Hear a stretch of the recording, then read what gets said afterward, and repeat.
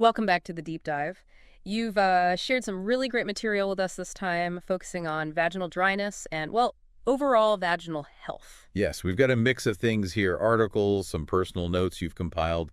Really good stuff. It looks like it. So our mission today basically is to dive into all this information you sent over. Exactly. We want to pull out the most important bits, the key insights about vaginal dryness. What causes it, how it impacts things, and importantly, what can be done.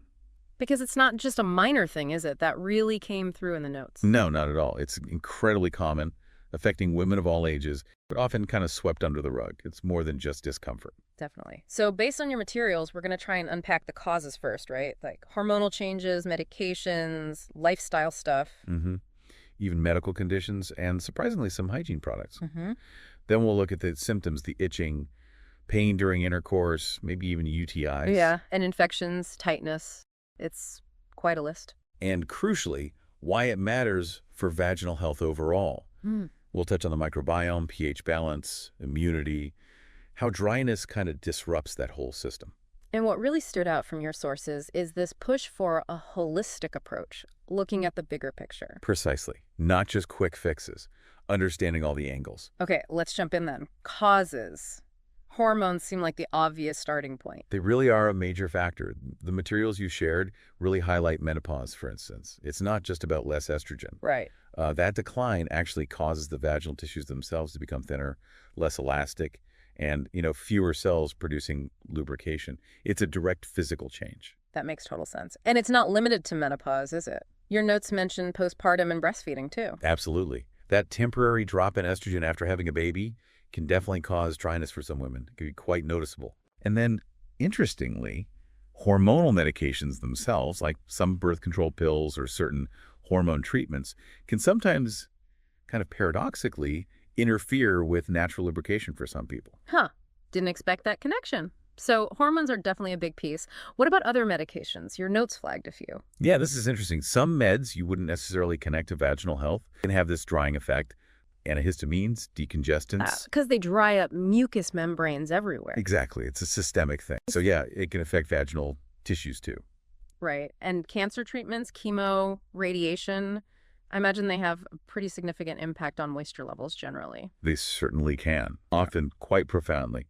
And even some antidepressants were noted as potentially contributing, maybe by affecting hormone regulation or blood flow down there. Wow. It really shows how interconnected everything in the body is. It really does. Okay, shifting gears slightly, lifestyle factors. Stress comes up a lot. Well, yeah, chronic stress can mess with our hormones. And it can also constrict blood vessels.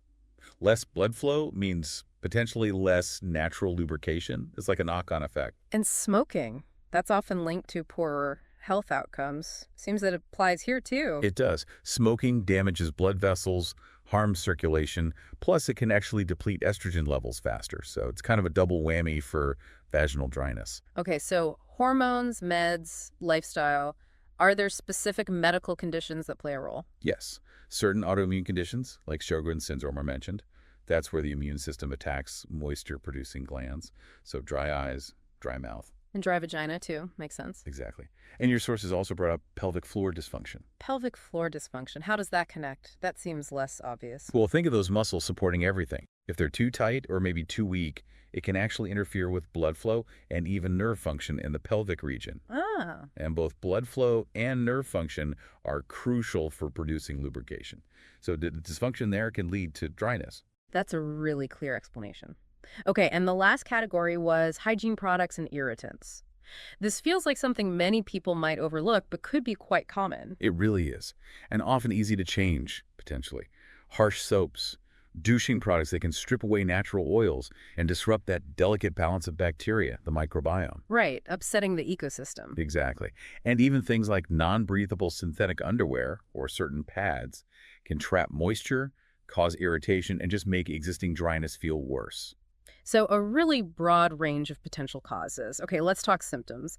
What does vaginal dryness actually feel like? What should people look out for? Well, the intensity varies, of course, but the sources consistently point to itching and irritation. That seems to be a common starting point. Because the tissues are just more sensitive when it's dry. Precisely. Dry tissues are much more prone to inflammation from, friction or just external factors, Yeah. hence the itching. Okay. And the big one for many, I imagine, is pain or discomfort during intercourse. Absolutely. Insufficient lubrication means more friction, which leads to pain. And that can really impact intimacy and quality of life, as your notes highlighted. Definitely. What else? The sources mentioned a link to UTIs. Yes, more frequent urinary tract infections. How does dryness lead to UTIs? So the natural moisture helps maintain a slightly acidic environment, which is protective. It's like a barrier. Okay.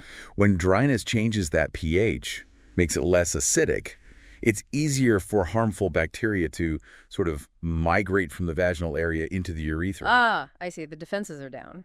Kind of, yeah. Yeah. And similarly, that disruption, the imbalanced microbiome caused by dryness, makes other infections like bacterial vaginosis or yeast infections more likely to. It all sounds very connected. One thing leads to another. It really is. And the last symptom mentioned was vaginal tightness or stiffness. That sounds like maybe a longer-term consequence. Exactly. If dryness persists over time, the tissues can actually lose some of their natural elasticity, becoming less flexible. That can lead to that feeling of tightness. Okay, so clearly vaginal dryness isn't just a minor inconvenience. It seems to kick off a cascade that affects overall vaginal health. Let's dig into that connection more. Why is maintaining moisture so critical? This is where that vaginal microbiome concept is key, like your source of stress. Imagine the vagina as this complex ecosystem, mostly filled with beneficial bacteria, especially lactobacilli. The good guys. The good guys, exactly. They produce lactic acid, keeping the pH low, nice and acidic. And that acidity is the natural defense against unwanted bacteria and yeast taking over. Right. So how does dryness mess that up?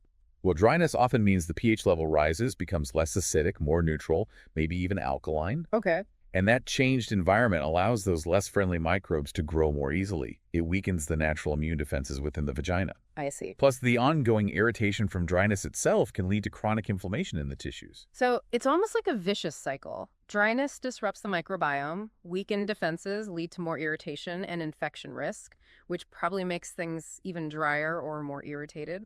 That's a great way to put it. It can definitely become a cycle, which is why addressing the root causes and supporting that healthy microbiome is so fundamental. Which brings us back to the holistic approach your sources kept mentioning. Yes, looking beyond just the symptom. So what strategies did the materials suggest for this holistic approach? Several key areas. Basic but crucial stuff first. Hydration, simply drinking enough water. Can't overstate the basics. Never. And diet, too. Incorporating foods with phytoestrogens, things like soy, flax seeds, which can have a mild estrogen-like effect, and omega-3 fatty acids, good for overall cell health, potentially helping with hormone balance. Nourishing from within. Makes sense. What else? Avoiding irritants is huge. Choosing unscented, pH-balanced products. Opting for cotton underwear, letting things breathe. Simple changes that can make a difference. Absolutely. And stress management techniques were highlighted too. Yoga, meditation, exercise, anything that helps regulate hormones and improves overall well-being can potentially help here. Right. So those lifestyle foundations are key. Well, what about more direct interventions for the dryness itself? Well, the sources mention using vaginal moisturizers, the non-hormonal kind, for regular use to add hydration back to the tissues over time. Okay, like a long-term soothing approach. Exactly. And lubricants, which are different. They're used specifically during sexual activity for immediate relief from friction. Got it. Moisturizers for ongoing care, lubricants for specific situations. Precisely. And then there's the focus on actively supporting the vaginal microbiome, often through probiotics. Ah, yes. And that's where one of your sources introduces a specific product, isn't it? Balance Complex, described as the ultimate vaginal probiotic. That's the one. The information presented is something designed to fit into that holistic approach. It aims to tackle dryness, but also some of those underlying issues we discussed. How so? What's the idea behind it? It's described as this comprehensive blend. Probiotic strains, yes, but also various natural extracts and nutrients. The idea is they work together synergistically to help restore that microbial balance, promote hydration, and maybe offer some protection against infections. And the source mentioned it's been around a while. Yeah, over 10 years apparently, with significant sales mentioned, over 15 million capsules sold. Wow. Okay. So it has a history. What are its supposed key features? What makes it stand out, according to the source? Well, the source really emphasizes the high concentration of bacteria. It quotes, Only probiotic for women with 100 CFUG billion probiotics. That's a very high count. Okay, potency is a factor. And it includes cranberry and D-minose. Those are often linked to urinary tract health.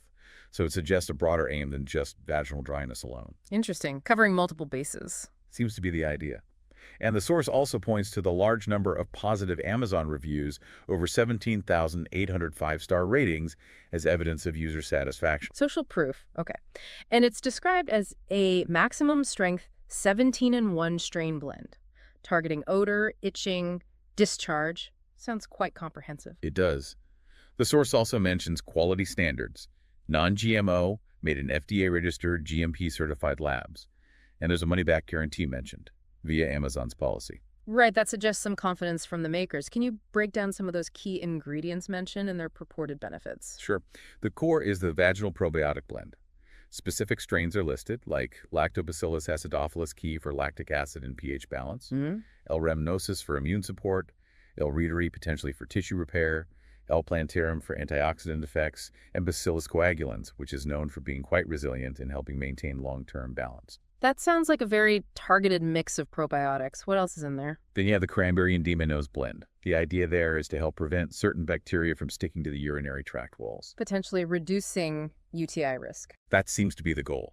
There's also oregano leaf extract for its antimicrobial properties, caprylic acid, often used to combat yeast overgrowth, and enzymes, protease and cellulase, which the source says help break down biofilms. Biofilms, like protective shields for bacteria. Exactly. Breaking those down might make the microbes more vulnerable. Okay, that's quite a mix already. Any other notable ingredients? Yes, several. Aloe vera leaf, well known for soothing, moisturizing, anti-inflammatory effects, directly relevant to dryness. Definitely. Arabinogalactin, that's a prebiotic fiber, food for the good bacteria, but also mentioned for hydration and immune support. Aniseed for antimicrobial and anti-inflammatory actions. Black walnut hulls, traditionally used for antifungal and antibacterial effects. Wormwood, linked to immune defense and tissue resilience. And finally, reishi mushroom, noted for anti-inflammatory properties and supporting long-term immune health. That is an incredibly extensive list. Each ingredient seems chosen for a specific role. It appears so. So pulling it all together, based on the source material, why is Balance Complex presented as such a key part of addressing vaginal dryness? The main points seem to be, it aims to directly restore moisture with ingredients like aloe and arabinogalactan. It works to rebalance the microbiome using those specific probiotic strains. It includes ingredients like cranberry, D-minose, and oregano to help prevent infections. It has components to reduce inflammation. And the source even suggests the overall nutrient profile might indirectly support hormonal balance. So it's tackling it from multiple angles. Right, a multi-pathway approach. Yeah. Okay, that provides a very clear picture of Balance Complex as described in your source. Now, there was also that new note about vaginalquiz.com. Tell me about that. Yes, vaginalquiz.com. The source presents this as another resource, another tool for listeners to better understand their own vaginal health situation. Okay, a tool. What kind of tool? It's described as a quick online quiz, science-backed apparently, and it gives you a personalized analysis of your vaginal health in, like, under 2 minutes. Fast and accessible, then. What's the core purpose? The idea is to help women who are experiencing discomfort, maybe dryness, odor, or just feeling off, to get some initial insight. It emphasizes that these issues are common, often due to things like hormones, diet, stress, products. Basically saying it's not your fault and you're not alone. So it's partly about validation and providing some context. Exactly, and demystifying it a bit. The benefits highlighted are that it's fast, it's free, and it's private. Removing barriers to getting information. Right. And it's aimed specifically at women wanting, real answers. After taking it, the source says you get a custom breakdown of your vaginal health profile, potential imbalances, and then expert-backed suggestions tailored to your symptoms and lifestyle. Suggestions like? Could be supplement recommendations maybe, or changes to daily habits, things you could potentially act on. So it sounds like a potential first step for someone noticing issues before maybe diving into doctor's visits or endless web searches. The source called it a cheat sheet, which I liked. Yeah, that's the framing. A cheat sheet to understanding your most intimate self without the awkwardness or overwhelm. The call to action is basically, if you want to feel better, smell fresher, take control, check out vaginalquiz.com. Framing it as an empowering step. It seems to be the intent, yes. Well, this has been incredibly thorough. We've really dug deep into the materials you shared on vaginal dryness and overall vaginal health. It's clear it's a much more complex issue than many might think. Absolutely. We've seen how hormones, medications, lifestyle, even hygiene products can all play a role. We've talked through the symptoms from itching to pain to infections. And really focused on why maintaining that balance, the microbiome, the pH, is so vital for overall vaginal well-being. And explore that holistic approach. Mm. Your sources emphasize the lifestyle adjustments, hydration, stress management. Right, and looked at how targeted support, like the Balance Complex product described in one source, aims to fit into that picture. And finally, touched on vaginalquiz.com as another potential resource for personalized insights. So just to wrap up, all this information comes directly from the sources you provided, distilled down.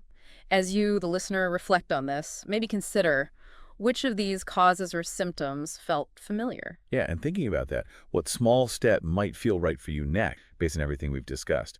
Just something to ponder as you continue exploring your own health journey.